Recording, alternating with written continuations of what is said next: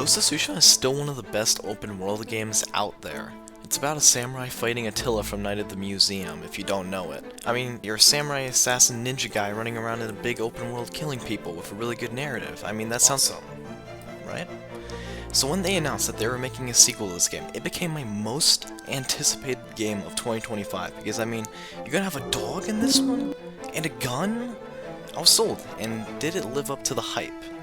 Now, like Ryan's life, the answer's kind of crazy, so let's talk about the good and the bad. Now, one of the most important parts of an open world game is the open world, and it's absolutely beautiful. Like, when you ride your horse, it makes it look cinematic, and I thought Ghost of Tsushima looked good, man. But a problem with Ghost of Tsushima was that its side missions were pretty hit or miss. Like, ooh, there's a cool fox, except there's 40 different foxes that you have to pet. Like, why is there so many foxes, dude? But there's more varied stuff in the world, like gambling. And I also can chop bamboo because I'm so cool. Also, there's a bounty system in the game, and you can hunt people down for, like, money, and there's a lot of cool duels and set pieces that happen because of this.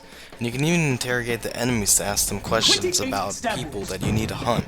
And you also eventually get a bounty, and people will start hunting you down, and all open world games need a bounty system. It's literally the coolest thing ever made. Also, when people notice your bounty, you can just run away, and that's kind of funny. The world just has so many unique things for you to see or do, and they don't give it to you in a checklist, so it doesn't feel like a task that has to be done. But at the same time, there are people who have completely forgot that there was a main story. But it wouldn't work if the core gameplay and combat wasn't good. In Ghost of Tsushima, you have 4 sword stances that work on different enemy types. There were also some side abilities like smoke bombs and stealth stuff, but it was basically glorified rock, paper, scissors. In Ghost of Yotei, that system returns, but in the form of different weapons, like big sword, 2-sword, spear, and this thing that I can't pronounce. The weapons also all feel really satisfying when you hit a combo with an enemy. Light work, no reaction. Way more than in Ghost of Tsushima. And you also have other side abilities and weapons like guns, poison arrows, pocket vent. At least the main character of the last game cared about honor initially.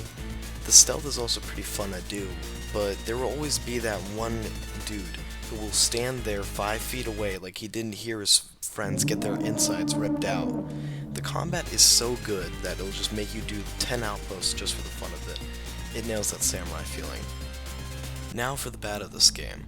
I'm pretty disappointed in the story. Quick plot explanation for the people who don't know.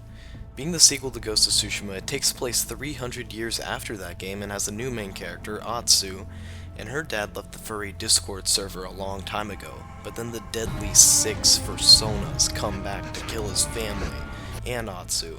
But then Atsu gets left for dead but survives because she was vengeance, and then is on a quest to kill the personas. It isn't as bad as something like Forspoken, but it's kind of bland and predictable. Like in the first game, the main character had an internal struggle with his honor, and it kept you on your toes on what was going to happen in the narrative next. But in Ghost of Yotei, I felt like I got a final destination vision of this game's ending 10 hours before it happened. All she learned was that revenge isn't that cool of a thing.